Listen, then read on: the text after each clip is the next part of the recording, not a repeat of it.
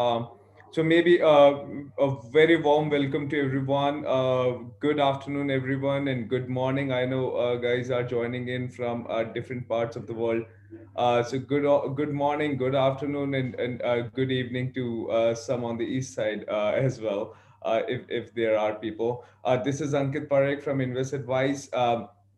In continuation of our series of webinar which we have been hosting over past almost a year or so, and as this we were trying to cover a varied area of topics that started from of course we are hosting a lot of webinars focused on interesting real estate opportunities on wealth management. We have hosted number of webinars, products offering guaranteed return.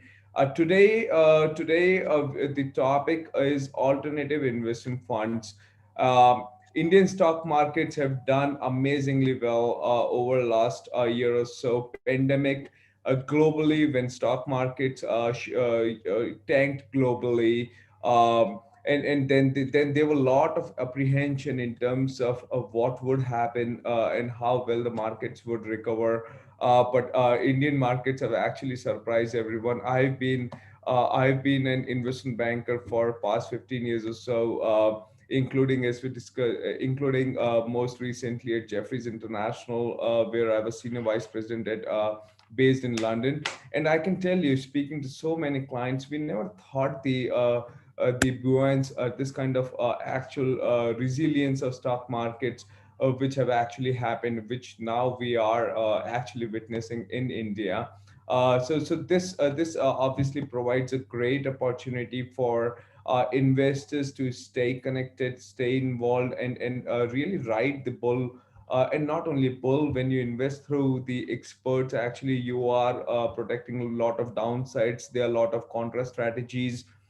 Great fund managers think about a lot of things. They are thematic kind of investments in a number of themes which are, they would take a view in terms of what kind of themes they see over the years, over the coming years, and where the investing today, they expect to reap maximum benefit.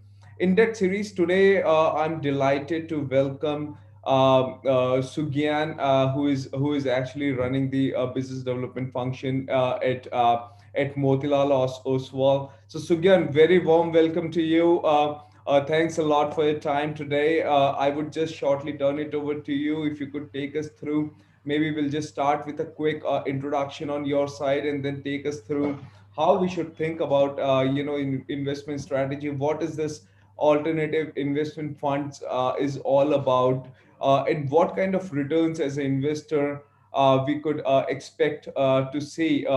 Today we have a number of investors of Invest Advise and other folks as well, who would be very, who would really appreciate getting a sense of where the markets are, about learning more about this opportunity. And just a quick heads up, I think vast majority of our clients right now who have joined as well, they are NRIs.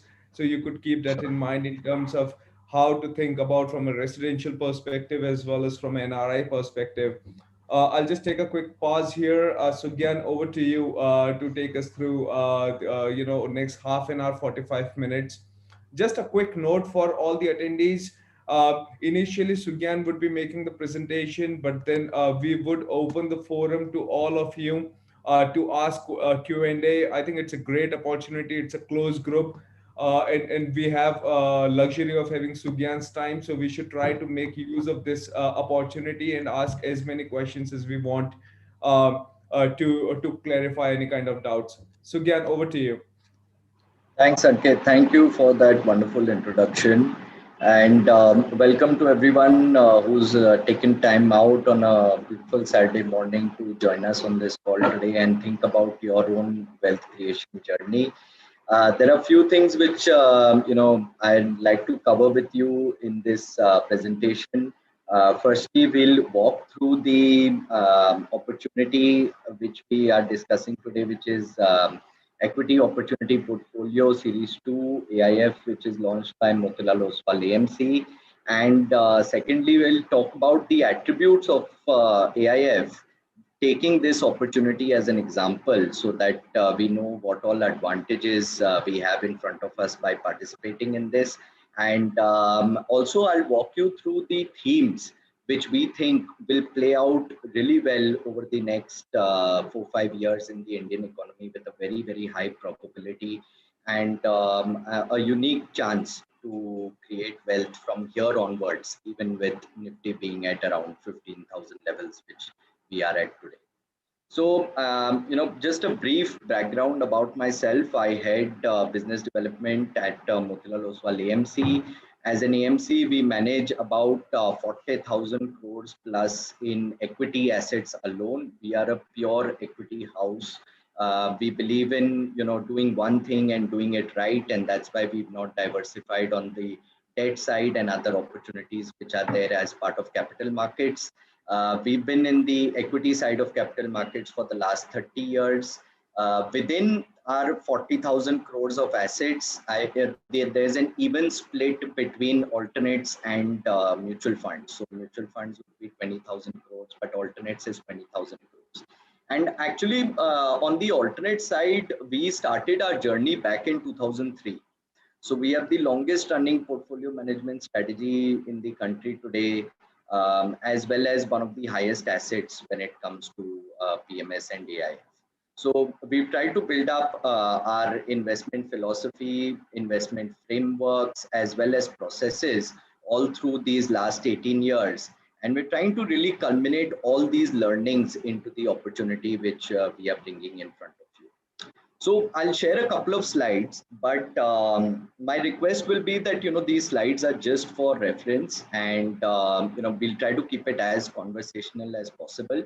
And towards the end of the session, I think the most important thing would be if you could share your thoughts, your questions, and I think that is the best way to actually dive into the product rather than just a one-way communication from my side. So, I want to walk you through what actually AIF offers and how AIF is different from PMS and MF. And to do that, I'll use the example of our own fund, which we are bringing to you, and then we'll go into what the fund offers. So, I hope my screen is visible. I'll just take it into full screen mode. Perfect. Ankit? It is. Yes, it Great. is. Great. So, at Motilal Oswal Group, we have two separate companies. One is our private equity wing and one is the asset management wing. The private equity wing itself manages about 7,000-8,000 crores of assets apart from the AMC. So what we have actually done in the equity opportunity fund 2 is that we've combined the best learnings from our private equity practices and brought it to our AMC platform apart from our own learnings over the years. So one of the first things which you will find as an investor as an advantage to you is a hybrid fee structure. Right. So usually in PMS, there is a flat fee structure fixed, and this could range around the 2.5% mark per annum. And even all the attractive mutual funds today are well above the 2.3, 2.4 mark if you look at the actual TER. And to get a TER below 2% from mutual funds, you need an AUM on the fund of about 10, 20,000 crores. And which itself becomes a hurdle then for the fund manager to manage and has an impact on your overall returns. So from the start over here, what we've done is we've split the fee structure into two parts: a lower management fee, but added with a slight profit sharing model on top of that. So we've kept the management fees of AIF at about 1.85% for investors. And this is clearly lesser than the PMS and MF, which you'll find in the market. The profit sharing part, which I mentioned, kicks in only after a hurdle rate of 10%, simply meaning that for the first 10% profits which we generate for you, CAGR over a 4-year period, we'll start our profit sharing only above that double-digit number, not below that. And this comes with no catch up. I mean, these sound like technical jargons, but I'm going to ensure I try my best to explain what this means for you because each of these points which I'm sharing with you is advantage after advantage for the investor. So what is with catch up? With catch up means that even though there's an hurdle rate, after the hurdle rate is crossed, the profit sharing happens from zero to the actual delivered returns. For example, if the fund delivers a 14% return to you, hurdle rate was 10%, but after crossing 10%, with catch up means from 0 to 14, the entire amount, there would be some kind of profit sharing with the asset manager. We are not doing that in this fund. We are saying the first 10% is absolutely yours and we will not share from it. Only if we deliver more than 10%, are we asking for only 15% profit sharing. Right? So 85 rupees still remains yours, 15% 15 rupees becomes the profit share for the AMC without catch up. Another huge advantage is that we are looking at the performance sharing only at the end of the 4-year tenure. What happens in a PMS? And I'm going to keep on giving you comparisons so that the advantage comes out more clearly for you. In a PMS, even if you get into a hybrid fee structure with profit sharing, at the end of every 1 year of investment, we look back and see how much profits were generated. If there's profit sharing to be done, then we share the profits. So a small part of your portfolio is booked every year as performance fees, and so on. It goes on year after year. In a bull market, which we are in today, what that means for you is every year you lose a small part of your capital in the compounding growth story of your journey. Right? Here, what we are doing is that we are checking the performance only after the entire 4-year period for which we propose to run this fund. And also, there are situations where we've seen for our investors that in year 1, the markets were great, so you end up doing some profit share. Year 2, same thing. Year 3, also markets were great and you did some profit share. But at the end of 4 years, when you actually needed the capital back or it's time for your redemption, the market wasn't so great. And then some profits were taken off the table because of market conditions, but you ended up paying performance fees for the last 3 years. So that situation does not occur over here at all, because we are looking at profit sharing only one time at the end of 4 years only, and on a cumulative CAGR basis. If we've delivered more than 10%, then only we share with you, otherwise we do not. The second biggest advantage is a structure of multiple drawdowns. So SEBI regulator requires that the minimum commitment value from an investor in AIF should be 1 crore rupees. But AIF also gives you the option of taking the money in multiple parts. And that's exactly what we are going to do over here. So when we get your application, we are only requesting for 30% of your commitment value. So if you are committing 2 crores to us, we only need a 60 lakh check at that point of time. The fund manager then has the opportunity to call for 2 further drawdowns of the remaining 70%, which can be 40-30 or 35-35, depending on the market situation. But the fund manager has given only 2 situations in which he will call for additional capital from you. The first being that the markets have corrected. If the markets correct, valuations look extremely attractive, we'll give you a message to give us the next drawdown so we can take advantage of this. And you have 1 month to actually transfer the funds to us. It does not have to be done in a very narrow period, so you can plan your capital allocation accordingly. Second situation in which the fund manager can call for your next tranche of capital is when he sees a big pocket of opportunity in which he would like to deploy the capital at that point of time. So essentially what the fund manager is doing is that he is creating your portfolio in compartments. So when you're giving the first check of 30%, the fund manager is not going out and buying the 20-25 stocks which he has in mind to eventually build up the portfolio to. He would probably, most likely, pick up only 6 to 8 stocks with that first check. most likely when your second check comes, he'll add another 6-8 stocks, and when your third check comes, he'll add the last set of stocks. This is not possible in a PMS or an MF structure. Even if you are thinking of doing an STP, which is a popular way of deploying money when markets look a little bit overheated. So when you are doing an STP into an MF or a PMS, on day one, when you transfer 30% of your capital, you will find that all the stocks in the current portfolio are being bought. Then in the second tranche, all the stocks at that point of time will be bought all over again. It is the fund manager does not have the opportunity to build up the portfolio in different compartments. And that becomes a big advantage for an AIF fund manager versus a mutual fund or a PMS fund manager. Another big advantage which AIF fund manager has is the option to return booked profits. And as per me, this is probably the biggest advantage, right, which you have as an investor. Now, how the fund manager uses this flexibility is really interesting to know. We are proposing to run this fund for the next 4 years. I'm going to take a situational example. Now, let's say our top holding, which we had given 9-10% allocation, grows to, let's say, 15-16% of the portfolio in a period of 3.5 years. Now, at that point of time, the fund manager feels that the stock is richly priced. There are enough profits on the table, and he'd like to come out of that trade. So once he books that entire trade, he has suddenly 15-16% cash with him.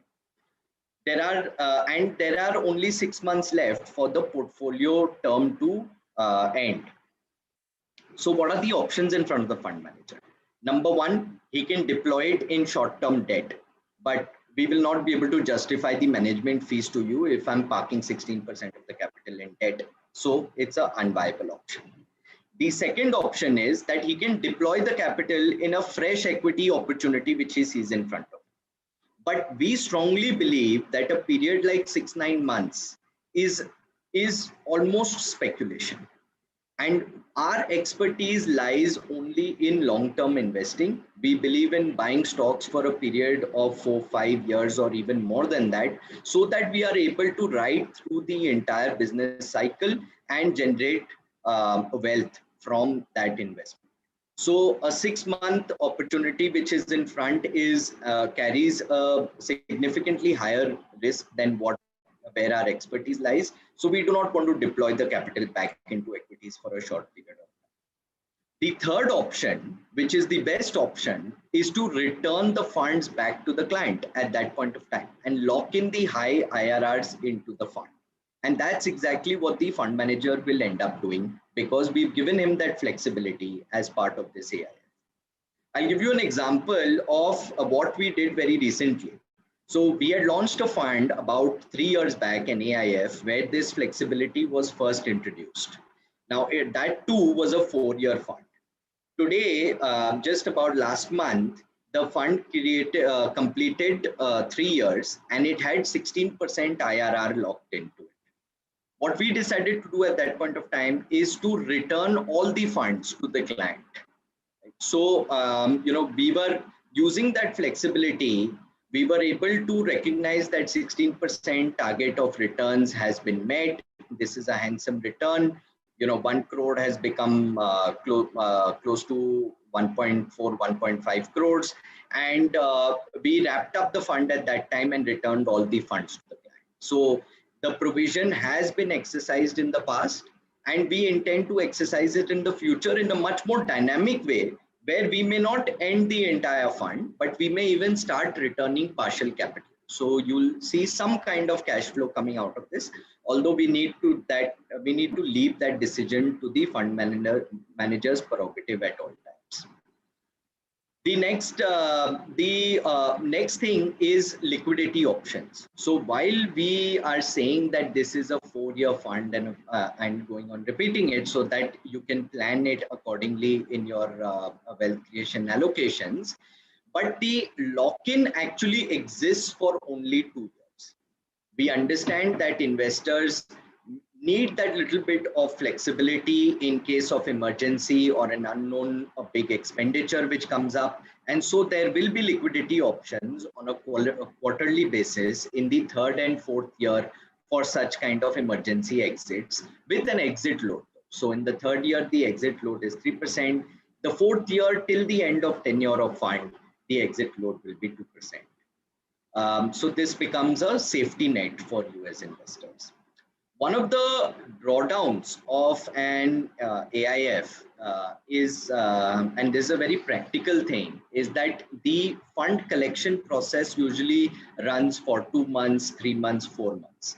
So investors who give us their check, let's say in the first month, are waiting till the actual close happens so that their funds get deployed in the market.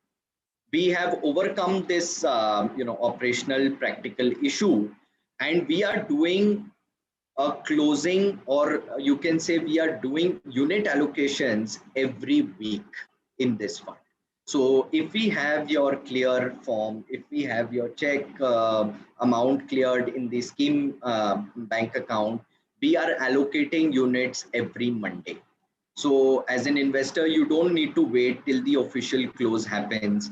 That may take its own sweet time, but in the meanwhile, you are participating in the equity markets with 30% of your capital. The another thing which the fund manager highlighted as an advantage to him, and thereof an advantage to you, is that by saying that this fund has a 4-year tenure, the fund manager knows that he does not have to deal with inflow and outflow to the fund during this period. This is extremely important. Now markets are on the rise, and if you look at the mutual fund data, you will find that there are a lot of redemptions happening from the retail investors. So for a fund manager who's managing a mutual fund where every day he has to service redemptions, the fund manager's thought process completely changes, because in a bull market, he's looking to add 5-6 new ideas. But every day he has to service some amount of capital which has been redeemed from his fund. So instead of buying new ideas, he's actually spending his time trying to decide which stock do I need to sell, so that I service the mandatory redemption request which I've got.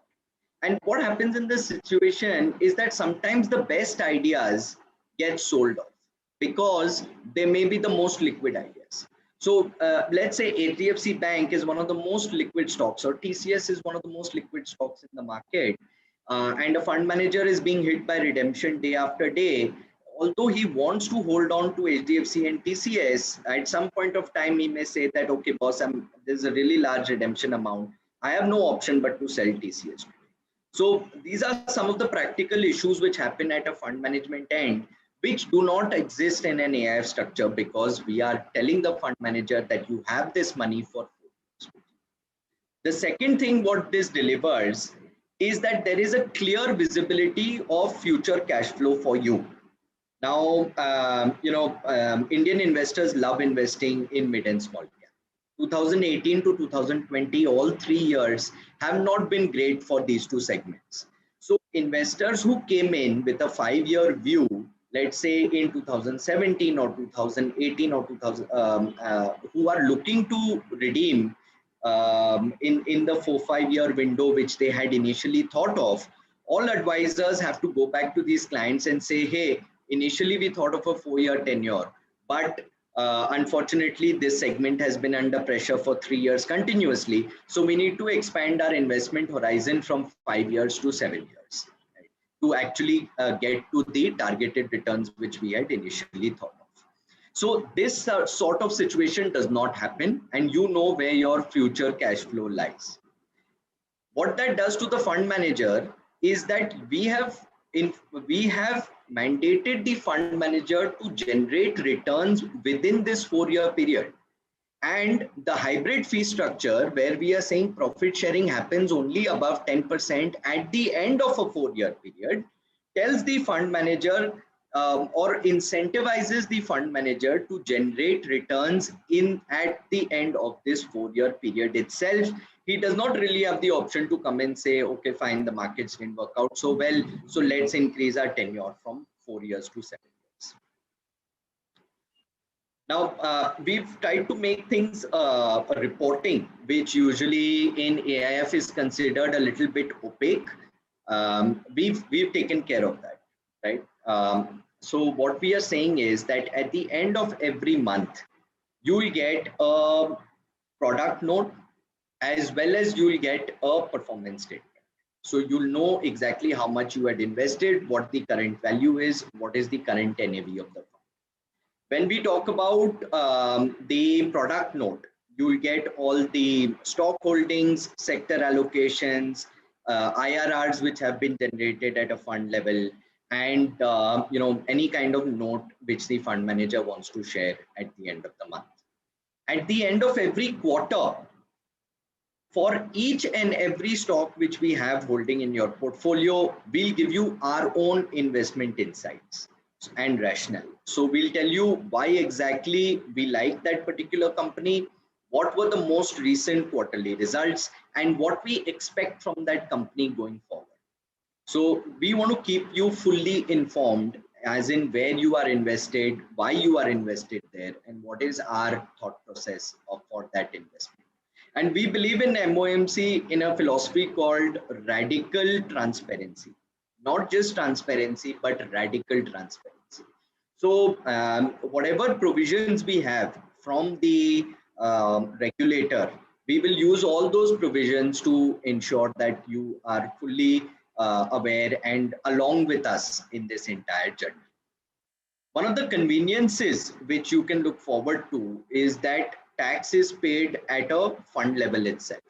So you don't have to worry about paying taxes once that money comes back to you at the end of 4 years.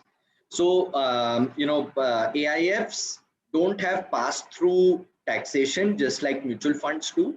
Pass-through taxation means whatever gains are generated from your investment in that particular vehicle, once you get the money back into your bank, you are responsible to pay taxes on those gains. That is not applicable here. The fund pays the tax for you. And at what rate? The same rate which you enjoy. So 15% for short-term profits under 1 year and 10% for long-term profits above 1 year. And when this money is returned to you, touch wood, let's say 1 crore is becoming 1.4, 1.5 crores, and you're getting that money back, that entire amount, you or your chartered accountant don't have to worry about taxation. You will get a sort of letter from our side. I don't have a sample over here to show you, but it's a letter which says that this capital which was transferred to your bank account is tax paid at a fund level, and you can keep that for your. One of the things which I thought is extremely important to highlight to you about us as a group or us as a asset management company is that our own promoters and treasury are our largest investors by far. In fact, none of the promoters or treasury in the country have invested as much as our promoters have in our own products. So as on Feb end, our promoters and treasury have invested more than 3,000 crores into the products of equity products of Motilal Oswal AMC. And there is a very public commitment out there by our own promoters saying that if they are ever to allocate any part of their capital into equity products, it will be only the products of our own company, our own asset management. So we are also going to, our group has already committed and transferred 10 crore rupees into this fund. They were the first investors into this fund. And the entire idea comes from a book called Skin in the Game, where we want to be in this journey with you, alongside you, rather than being service providers to you. In fact, in ways, the way I read it is actually these products or the entire AMC was actually set up because the promoters and their treasury wanted to have vehicles to invest into the market, and that being the underlying purpose, then we opened it up as a service to public investors as well. That's how our thought process is when it comes to equity management. And when it comes to AIF, this data is slightly dated. We are managing more than 3,000 crores today in AIF products. We have two fund managers in this fund, Shrey Lunkar and Sushmit Pakrodia, both of whom combined have more than a quarter of century of experience when it comes to equity markets. So this was all about the fund, which I wanted to share with you. And just based on these attributes alone, what I can tell you is that this fund is the most advanced fund when it comes to features and attributes that you may find in the industry, and certainly one of the most advanced products which we have an AMC as an AMC have brought to market. Now, why this 4-year concept, right? This 4-year concept is so that we have identified certain themes, certain secular themes with a very, very high probability of working out. The chances of success which will benefit the companies which will be benefited within these themes have a very large success rate as we see it. And that's why this 4-year period to capture these advantageous situations. Again, if I have to compare it to MF and PMS, see, both these vehicles are perpetual products. Value strategy, RPMS has completed 18 years. Next $1 trillion opportunity, PMS has completed 13 years. Now, when you speak to the fund managers of these products, you will find that they have a mentality that they have to run this fund for the next 10, 20, 30 years. They are all perpetual products. So their stock selection, their theme selection, their sector allocation, their rotation of stocks is always with the mindset that these are perpetual funds. They cannot go down to the thought process of an investor who's coming in for a 4-5 year period. It's not possible to think like that and run a very successful fund. But in AIF with a 4-year tenure, that's exactly what we are able to do. And what I want to do in this next and last part of my presentation is to walk you through the 5 themes which we have identified as winners over the next 4 to 5 years. Just give me a second while I change my screen. Right. Sorry. So these are the key investment themes. There are 5 themes overall, which I'll be walking you through, maybe 2-3 minutes each. That's it. We put up some really nice marketing names like return of intermediation, winners in mini India, bullwhip effect. But it's important that I walk you through what each of them actually means for us. So when we talk about return of intermediation, what we are actually talking about is the advantages which large private banks and asset-backed NBFCs will enjoy going forward for the next 4-5 years. The basic thesis of this is quite logical actually. So the cost of borrowing for large private banks today is one of the lowest it's been in the last 10 years. So RBI has ensured that these banks are flushed with capital. So when a bank is flushed with capital, you are looking to aggressively lend. And we can see this all around us on the streets today. Every single bank is taking up hoardings. They're talking about home loan, car loan, gold loan, a bunch of things are on offer. Each bank is trying to undercut the other because they are flushed with capital and they need to lend to generate profits. Great. So we have that one situation developing over there. On the other side, who is going to be the largest borrower? It's not the retail investor who can come in such large volumes and consume all that capital which is available. It's actually Indian corporates who have the potential to do that. So why were they not doing it till today? Well, in about 2012, the RBI governor at that time, Raghuram Rajan, started this entire NPA revealing cycle, which in many ways spooked a lot of these corporates. And essentially, for the last 7, 8 years, they have been cleaning up their books, reducing the leverage on their books, and ensuring that they are running really robust and internally strong companies. Um, so if you look at 8 years back or 9 years back, the leverage which these companies had was around 2.5x. Today, that same leverage is around 1x. So they are actually 60% lesser leverage than they were 8, 9 years ago. And now they are ready to borrow from these same banks who are flushed with capital. Why are they ready to borrow? They are ready to borrow because of COVID, because the economy was shut down and then restarted. It has also ignited animal spirits in the promoters and top management of these companies to further grow and expand their own businesses. They are looking at capex expansion again. They are looking at setting up new plants. They are looking at starting new product lines.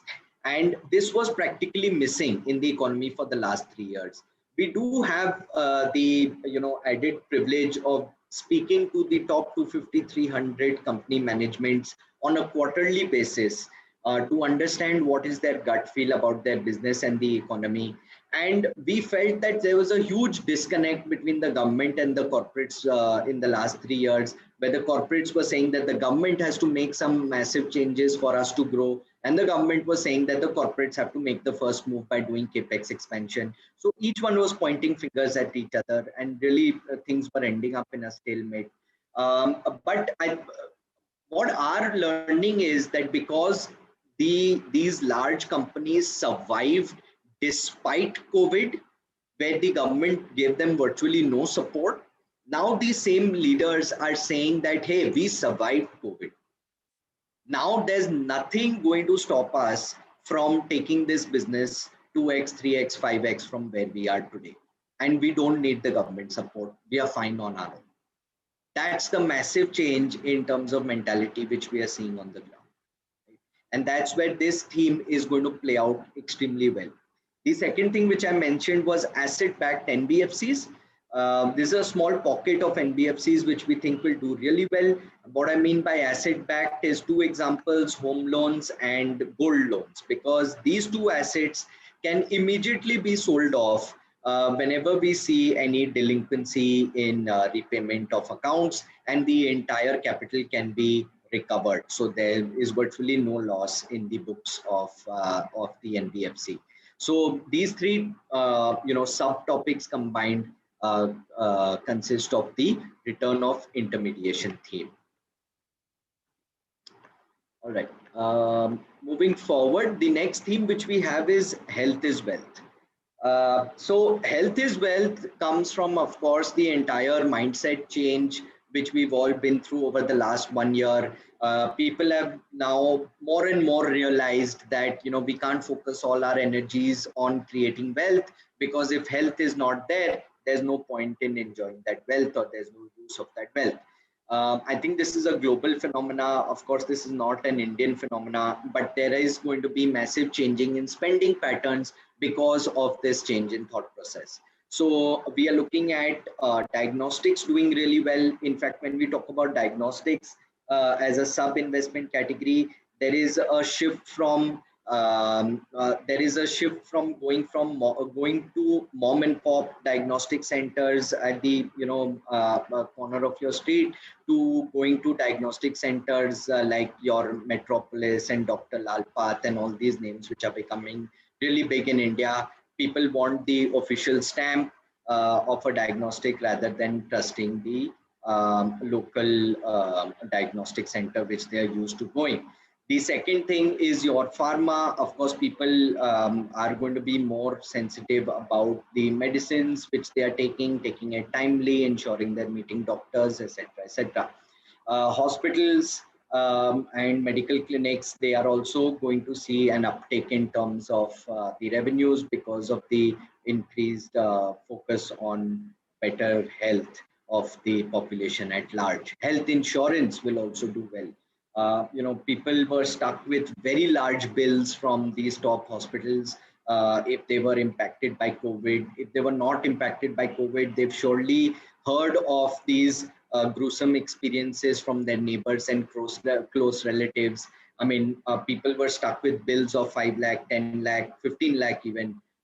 So, I mean, now the practicality has set in that, I rather pay that 20,000 a year and get a 10 lakh coverage, and rather than having to shell out a 10 lakh rupee bill if something happens to me or my close ones. So a massive switch in terms of spending, and health is wealth is going to be a major allocation into this portfolio. Sorry. All right. So now winners in mini India. This is a demographic theme which actually you and me can do nothing to stop. There's nothing to prevent it. This is happening. It will, play its own journey and role over the next 10, 15, 20 years even. And what we are actually talking about here is the increasing per capita income of the Indian population. So I'm just going to zoom in a little bit on this because it's a really interesting chart for you to look at. Now, back in 2010, what this shows here, this Eiffel Tower looking image over here, shows that 80% of the Indian population had an income of less than 3 lakh rupees per annum, and therefore they were considered in the underprivileged category. The middle class was practically very, very shrunk at 18%, and the affluent was only 2% of the population. Now, fast forward to straight away 2025. Why is 2025 important to us? Because this fund is probably going to end its tenure in 2025. So that's important. Now, in 2025, we see this sumo wrestler kind of looking image over here, with a small head, with a fat body, and then the base. So what we've seen is that the underprivileged population has actually gone down drastically from 80% of the population to 40% of the population. And there's a fat middle part of the image, which is your middle class, which is 45% of the population, up from 18% from 15 years back. And even the affluent class has grown multiple times from 2% straight to 17%. Okay. Now, what happens when there's such a huge shift from underprivileged to middle class, and where 46 plus 17, we are talking about 65% of the population having more discretionary spend, right? They have more capability to spend on items which they could not afford as a family, let's say 10 years back. And that's the focus area we want to concentrate on. We want to buy the manufacturers of the products which will come into vogue because Indian families have more money to spend. Again, I'll give you a very practical example. 10 years back, what were the ads which we were seeing on television? We were basically seeing a lot of ads on, I would say, detergents to wash your clothes. So we were seeing hair oil, right? And these were the consumer products which continuously we were being bombarded with. Well, today those focus products have drastically changed. What are we looking at growing from here onwards? White goods, right? So ACs is beautiful because in a single household you sell multiple products. Every room has an AC, your living room has an AC. You have TVs, you have refrigerators, right? These are now going to be bought by that chunky middle class of our population. We have things like cosmetics, skincare, which no one could think about affording. But now that you have additional money to spend, you are going to think about this. Then luggage, because travel is a big deal, right? And there are such few luggage companies out there that they become really high probability bets. fast food. Everyone wants to take their, every aspiring person with a growing income is now thinking, let's go to McDonald's and have that, 100, rupee meal, which is made affordable to me today. So these are the big changes in spending which we'll see, creating a whole new category of products which we want to focus a part of your investments on. Next is the bullwhip effect. All right, this has also got to do with the PLI incentives which were announced in the budget. Now, what we are saying is that small changes in the consumption pattern of a buyer can lead to huge windfall profits to a certain group of manufacturers and suppliers who are actually part of the value chain of that particular product. And let me take the example of affordable four-wheeler vehicles. So, because of COVID, or because of rising income, more and more people are thinking of having a four-wheeler affordable car. Now, if just the demand of the affordable four-wheeler vehicles increases by 5%, for example, what does that mean? The market leader in this segment is, of course, Maruti, who has almost 50% market share. So we'll take Maruti as an example. So I decide to buy a Maruti car. What does that mean for the Maruti retailer? If there is 5% more demand, the Maruti retailer is probably going to end up making, for example, 15% more profits year on year going forward. What does that mean for the Maruti wholesaler who's supplying to multiple retailers? He's going to end up making 20-25% incremental profits because of this change in consumer behavior. And Maruti, as the manufacturer, is going to see higher profits, let's say 30-35%. But what happens to the auto ancillary company who is supplying to Maruti? That guy sees windfall profits in terms of the production line which he is offering to Maruti. And we want to buy that auto ancillary company, that supplier to the manufacturer, who is at the supply end of the entire value chain of the product. And this is also something which this segment was, which we stayed away from primarily for a few years, because growth and demand was not picking up the way it was projected to. But going forward, this is definitely a big change which we want to take advantage of. So overall, what does this kind of tie into? That's the fifth theme, which is the Atmanirbhar theme. Everyone wants to be self-dependent, wants to be independent now, and wants to remove all kinds of dependency because of the hardships which they faced over the last 1 year. So the people who were probably the worst impacted were the ones who did not have any kind of personal transport, because they were too scared to leave their house. They had initially thought they're going to live on Ola and Uber, but even those were completely shut down. And even when they started, it was quite scary to take one. So everyone is saying now that I need to have a vehicle parked in outside my house. If it's a two-wheeler or it's a four-wheeler, or whether I'm using it or not using it, it doesn't matter. I just want to have a vehicle for my own convenience available to me. That's one change. Now, when we were valuing telecom companies, we were looking at single SIM penetration on the population of India.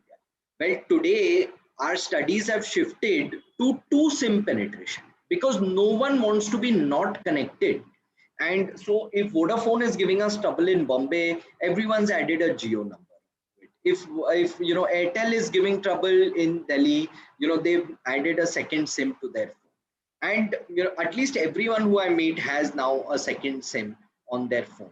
So so there's definitely going to be a big rise in double usage of telephone connections. People are adding broadband to their house, which they initially thought that their 4G connection 4G connection over their phone is going to be enough. But if that is cut off, then they don't have internet at home, which they don't want to do. So there a lot of themes come out of the Atmanirbhar side, which are again, a secular change in spending, which has a high probability of working out, and therefore we want to buy the companies at the behind the manufacturing idea of those products. And these five products together come together to form the product which we have in front of you, the opportunity which we have in front of you. The way we want to actually construct this product is that we'll keep 20-30% of your portfolio in large cap ideas to be stable compounders over the next 4-5 years. We want to keep 60-70% of the portfolio in mid and small cap opportunities, majorly in mid cap opportunities. We strongly believe that a mid cap and small cap have a huge runway to go from here. Mid cap has just reached all-time highs. Small cap is yet to reach the all-time highs which they did in 2018. That's not the case with large cap. Large cap is about 30%, 35% higher than their previous highs if we compare with 2018 to have a similar point-to-point comparison. So the runway of growth in the economy, we believe, is going to come from the mid and small cap companies. So that's where we're going to keep bulk of the investments. The PE range is going to be moderate at a portfolio level of 20 to 30%. And of course, we're going to have a very high concentration in the quality of stocks which we are buying by ensuring that the ROEs are very healthy. I would say at a portfolio level, you can expect more than 15% ROE. So that's all from my side. I think I've taken more time than what Ankit had budgeted, but I hope I was able to give you a complete picture of what we are thinking about and what opportunity you have to participate with us. I think the best thing would be to take some questions and see what's on your mind. No, absolutely, Sugyan. And I really appreciate your time because it was very, very informative session. And really appreciate you going into details of all those themes, right? Because that's really the key. How do we see the market? How do we see the new themes evolving over next few years? Because sometimes there is a concern around markets are already so high. So do we still have any opportunities left, or everything is overvalued? Right, a lot of investors have, and I'm sure like you and I, we also have like sometimes think about like when we see the market heating up, that I'm sure there Ankit, would be. that's a really important question which you've just asked, and that question is being asked literally by everyone.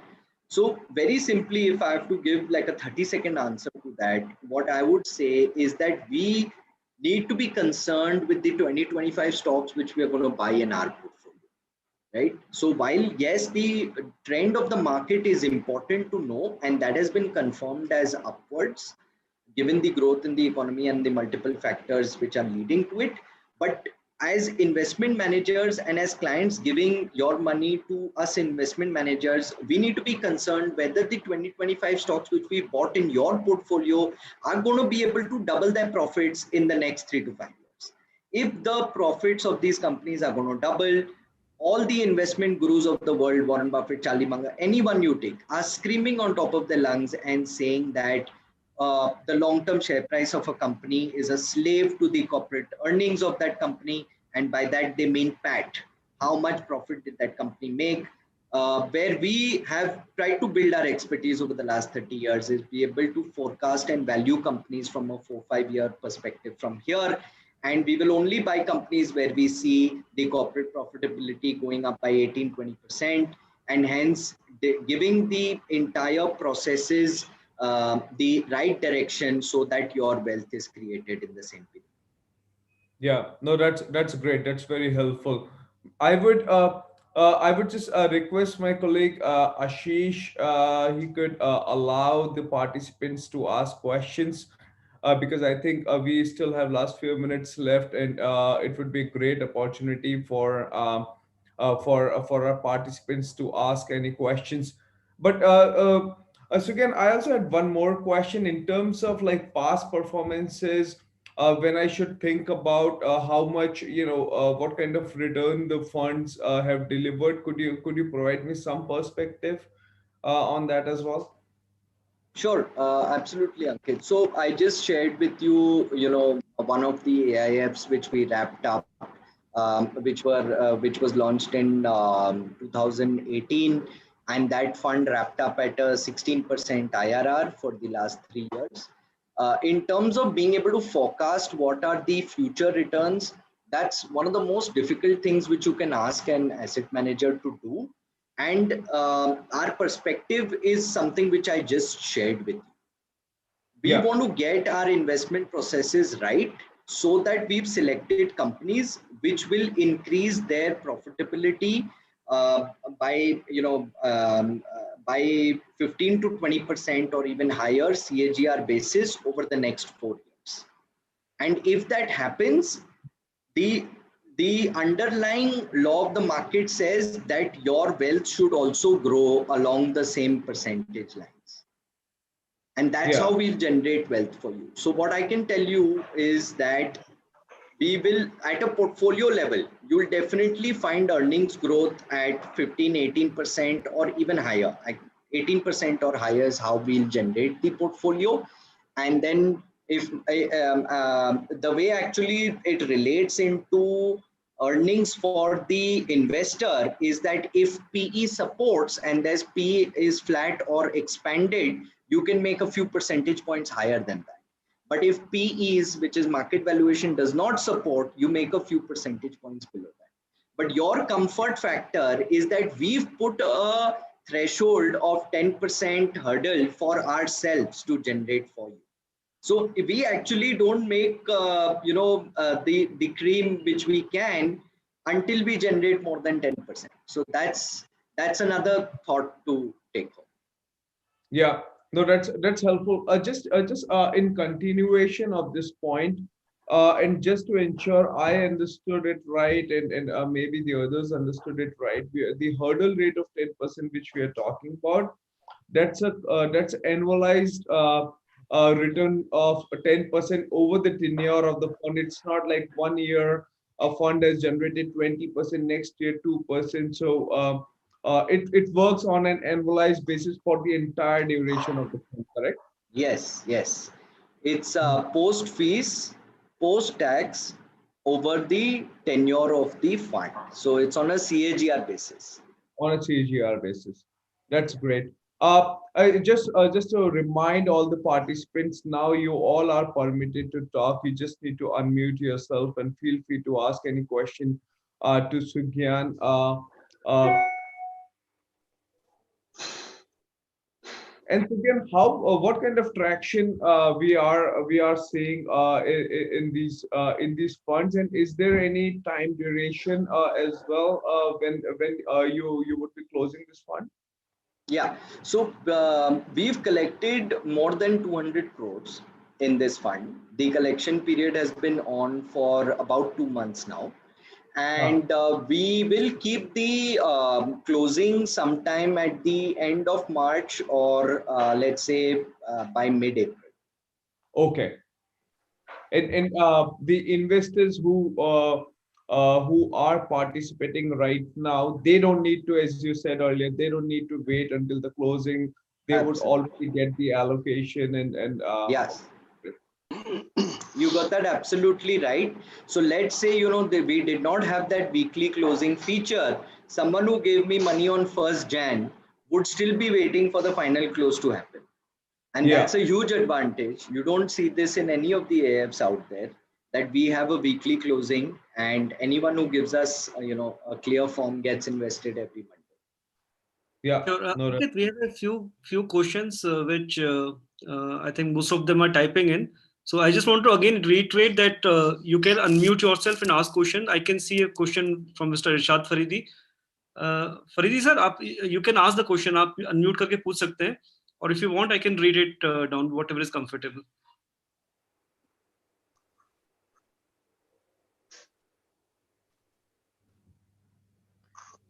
Yes, so benefit of for the benefit of and that's a good point, Nitin. Sorry, I missed that one. For the benefit of everyone, Irshadji, you have asked the question in terms of which sector of industry we should look into more for investments, and maybe Sugyan, your perspective on gold market as well.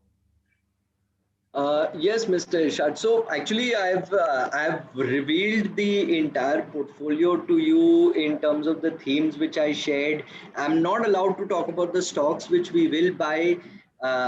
Just that's how the regulation is set up around AIF. But I think the way I tried to explain it was to give you an idea of exactly what stocks we're going to have.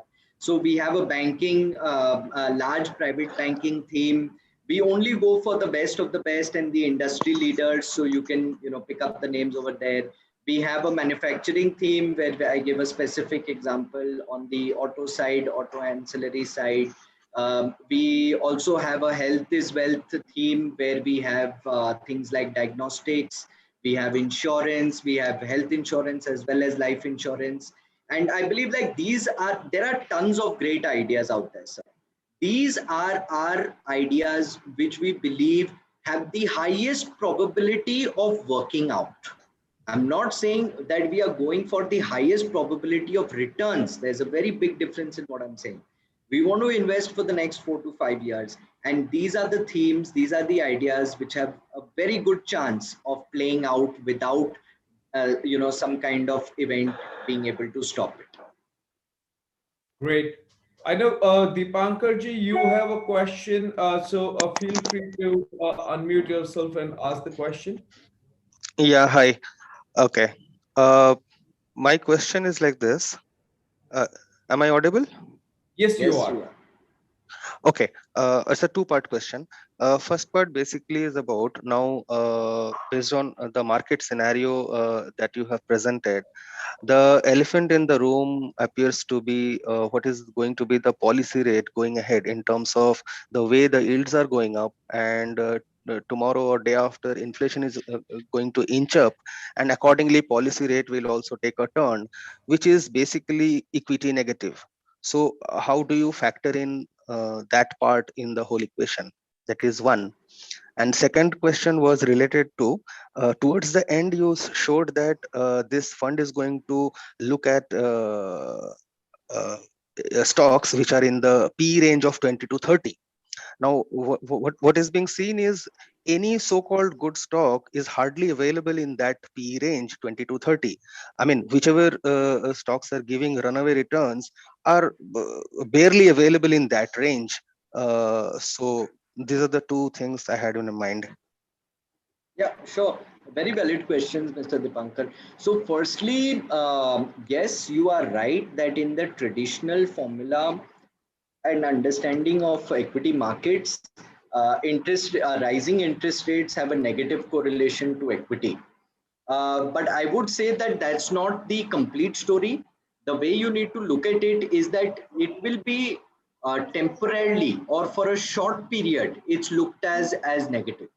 But that does not mean that throughout the rising rate cycle, which may continue for 2, 3, 4, 5 years, that the equity markets is going to be on the negative side, right? So there are companies which get impacted who are borrowing large sums. So we have a concept called, good, great, and gruesome companies in the market. The Is it gruesome that guy? companies are the ones who Sugyan cannot Lagoya. increase their profit year on year. There are great companies who increase their profits year on year by borrowing more money. So those are the guys who will, these two groups of companies are the ones who, the good and the gruesome companies are the ones who are going to be impacted by rising interest rates. But then you have these great companies, which we want to focus on, who actually don't need to borrow more capital to grow their business. Yes, they may strategically do that for expansion purposes, but for their day-to-day growth or year-on-year growth of profits, they don't need to go to a bank and they don't need to borrow large capital. Right? So this is how you should look at it. We are acutely mindful of what is developing on the bond markets, and when we do our stock selection, we take these things into consideration. I hope that Okay. answers your question. Yeah, thank you. The And second thing was regarding your P's, right? Okay, so basically the entire idea of having an AIF and launching it today is that the fund manager can build the portfolio from scratch. If you tell a mutual fund manager who already has 5-10,000 crores of assets, it's that you need to revamp your portfolio because of certain changes in the economy, he's not going to be able to do that. It's going to be very difficult because of the liquidity issues which he'll face in churning his portfolio so quickly. But the fact that we are building the portfolio from scratch, that also in 2-3 different compartments, gives us the opportunity to cherry pick ideas which are available at the best price today. And we don't look at price very in isolation, right? So 2-3 years ago, our you can say CIO and promoter, Mr. Ramdev Agrawal, he came out with a wealth creation study around the PEG ratio, which is PE in correlation to growth. So what we essentially do there is that we take the current PE of a stock and we divide it by the expected growth rate which we are expecting from the profitability of that company over the next 3 to 5 years. And when you see these two things in correlation with each other, then you get the true value of a company. So we have 4 investment frameworks: quality, growth, longevity, and price. And the price component comes from this PEG framework, which I just explained to you. So we are going to ensure that these stocks which we are buying in the portfolio, even if they come with a slightly higher PE, have that much higher growth, else their PEs need to be justified by the current growth potential of that. Okay, understood. Thank you. Yeah, thank you. Thank Dipankarji. Mr. Deepak Gupta has a question. Deepakji, can you please unmute and ask the question, please?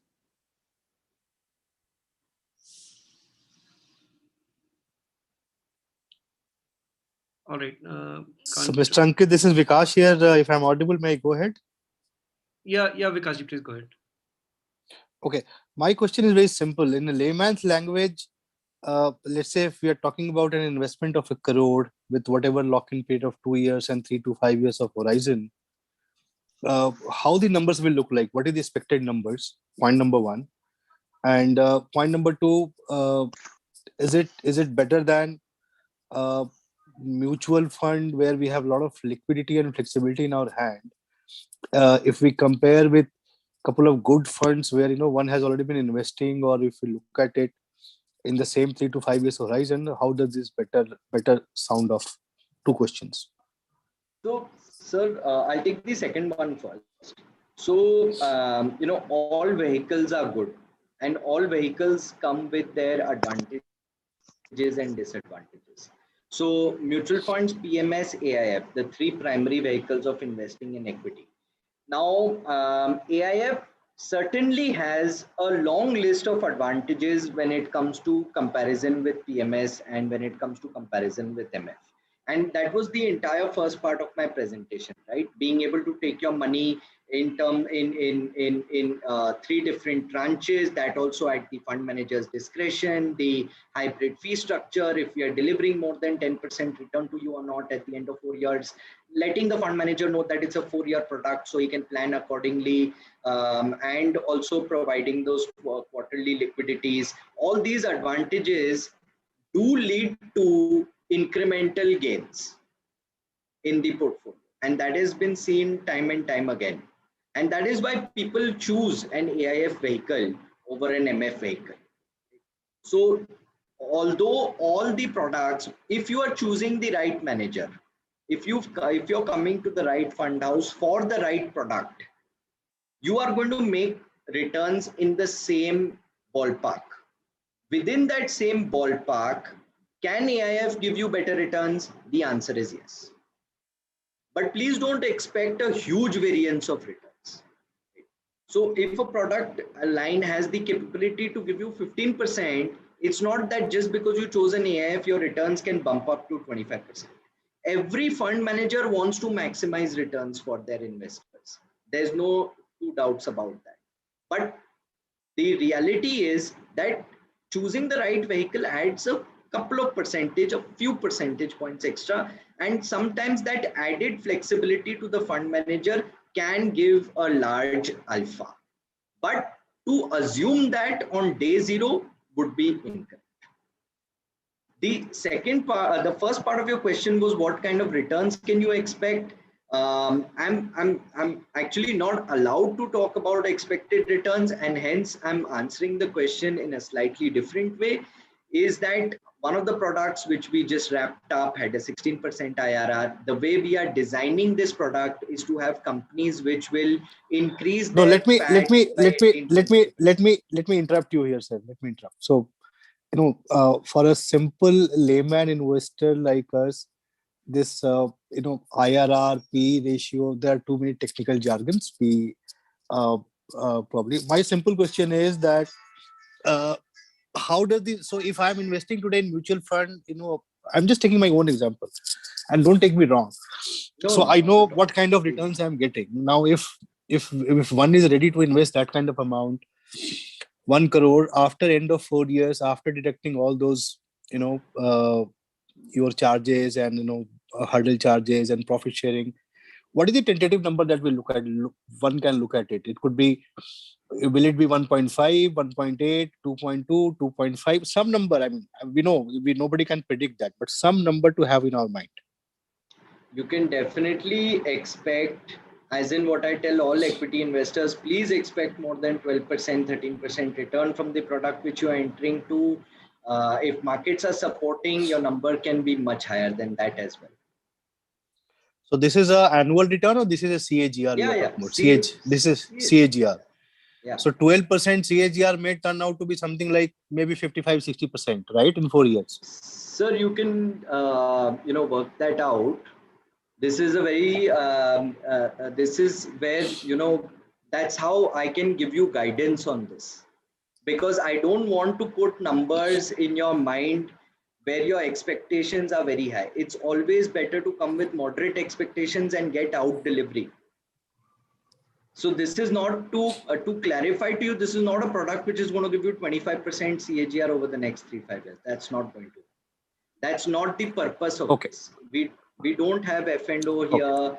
We are not taking unlisted securities. It's a plain and simple product to give reasonable compounding over the next 3-5 years with a very high probability of working out. There's no FIDCA. It's all plain and simple in a very nicely designed vehicle.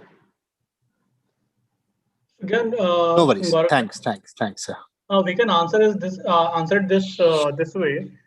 We have four or five running AIFs as of now.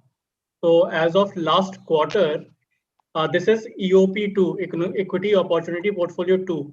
Equity Opportunity Portfolio 1, which was launched 2 years back, precisely around about 2 years back, has a 36.7% IRR versus the benchmark return of 33%. There's another fund. Got it. No, why I was So asking this, because I have been, there's been a company that I've been working with, and they have been recommending. There's a lot of other products from Motilal Oswal itself in terms of PMS and all, and so I thought, I just wanted to understand this layman's language in terms of pure numbers. But yeah, So I'll give you I a got guidance what my existing AIFs are giving. So there's another focused business advantage. It has not closed as of now. It has completed 3 years. It has given up till now 13.6% IRR versus the benchmark of 9%. Benchmark is BSE 200. There's another Rising India fund which has given 14.6% IRR versus the benchmark of 9.9%. The benchmark again is BSE 200. There's the last one, Select Opportunities, 16%, which he already mentioned. This was against the benchmark of 10% returns. Thanks, Gaurav. Thanks. So clearly, there are, just a gentle reminder to investors. This is a SEBI governed product, so there are limitations in terms of what the future guidance could be. But this was very helpful in terms of what previous funds have done. I think my quick take was more or less we could see about 5 to 6% outperformance as we have seen historically being delivered. I think that was a great performance, I thought. Maybe just moving on, Deepak ji, I'm not sure if you're back, but he had a question in terms of, and so again, it would be very difficult for you to answer, but the question is, what is the capital security? No, there is no capital security. And there's no Yeah. harm in saying that, because you as investors should know this is an equity linked product, and there is no capital security. What we have done is we've put a lot of risk management measures in place and a lot of mandates in place to ensure that if there is an unwarranted situation globally or in equity markets, our downside should be well protected. But that in no way means capital security. Yeah, no, that's a fair point, because ultimately we are this is a riskier asset class. By riskier, as in there is as an investors, like we all are aware, it could go into either direction. That's why there is even more a need to be trusted and guided by the investment professionals. I know Mr. Balakrishnan and Mr. Malhotra, Mr. Sanjeev Malhotra, you also have questions, so feel free to ask one of you.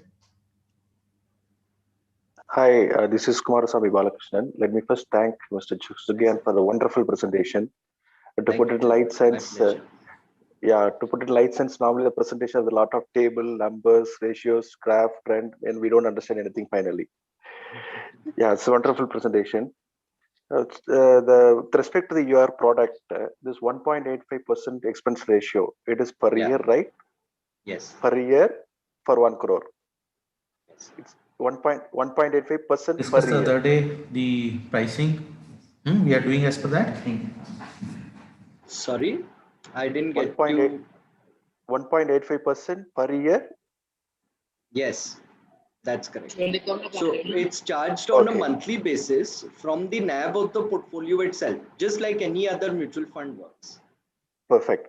Then the profit sharing, it is overall profit you will get 15%, or over and above what you created, or put hurdle ratio of 10%. Let us say you created 15%, Yeah. and Okay. only that profit share for the 5% or for the entire profit. Yes.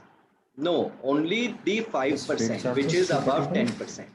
10%. So in your example only, if my 15-year return, 4-year return to you is 15%, then at the end He of is giving discount for these 4 for years, the what freight we'll and do all. is 15 minus 10, we are left with 5. So we'll do profit sharing with you only on the 5% excess returns. Of that 5%, we only want to share 15% with you. Right, so that's about 75 basis points. 75 Clear. basis points. So you paid 1.85 to us before and 75 basis points on top of that. Clear, understood. And one more question. 2.6. Yeah, one more question. Normally this close-ended funds, sometimes when the markets fall, exactly that time the scheme will get closed. So we'll end up in So return, even we'll not even getting the capital for the amount. So is there any possibility to extend the tenure, yes, if at all yes, needed? there is. Yes, absolutely. That emergency provision has been made. It's a very important safety net. Number one, what will protect us is that we'll start locking in high IRRs and returning money to you before. So let's say in the, if it's a 4-year product, then in the 45th month, if the market decides to take a dive, then at least before that, we've given you some part of your capital back. Secondly, in such a scenario, the fund manager will reach out to investors to ask for an extension so that we can ride out that volatility. And when markets recover post that turbulent period, our capital also recovers with that. And then we will end the program. Further, probably that investors' approval required, may be required, kind of Yes, voting, yes. kind of. I think 80% is the mark, if I'm not wrong. 80% of investors have to agree. Understand. Okay, thank you. Thank you very much. Great. Mr. Malhotra, you have a question?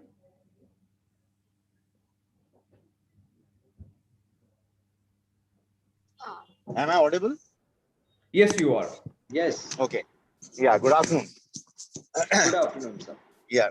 See, my the main concern was that the markets are at an all-time high at present, and Yes. you don't see much correction coming in immediately. Maybe for a few thousand points, maybe yes. Now, is this the right time for any of the funds to enter into, to have the right IR as you are expecting? Sir, so markets are firstly, we should not be too concerned with the fact that markets are at all-time highs. I'll tell you why. Because markets Yeah. have been in all-time high situation for long periods of time in the history of the market. Right? Yes. That's how markets have moved Yes. from a couple of thousand points in 20 years back to 15,000 points today. Right, so that's one thing which I humbly submit to you while making the Yes. thought process. Second thing is, what we are doing today, we are taking only 30% of your money, right? And we've left the Yeah. opportunity to call for 2 more tranches if the market is to correct. So that's very, very important. Now, also the fact that the economy is finally starting up. All right. So the IMF, which is an extremely conservative organization, global organization, is saying India is going to have a GDP growth of 11% this year. Add inflation on that of another 5%, you're looking at 16% nominal growth of the GDP, which has not been seen in the economy for the last 10-12 years. A lot of investors have never experienced an equity market with 16% nominal GDP growth. Yeah. Another point for you to think about: corporate profitability as a percentage to GDP, which is a very important thing to consider, is one of the lowest in history at 1.5%. Average is somewhere close to 3-4%, and at peak it goes to 6%. Now, economy is growing at 16%. We are trying to buy companies which will grow much better than the economy. On top of that, you will have the added benefit of corporate profitability in general going up in India. I mean, we are seeing all signals green. There, I don't see red lights in front of us. So this is a situation to get invested with at least, we thought, 30% of your capital. That's the bare minimum you can do for your portfolio today. And then we leave it to the fund manager to call the remaining 70. Yeah. So again, No, I that's also want okay. to add on this all-time high in a laymanish language. Sir, we are today at 53,000 Sensex level, 52,000 Sensex levels. We hit a all-time high for the first time when we hit 42,000, right? Yes. So every single increase from 42,000 was an all-time high. 43,000 was an all-time high for the first time. 44,000 was an all-time high for the first time.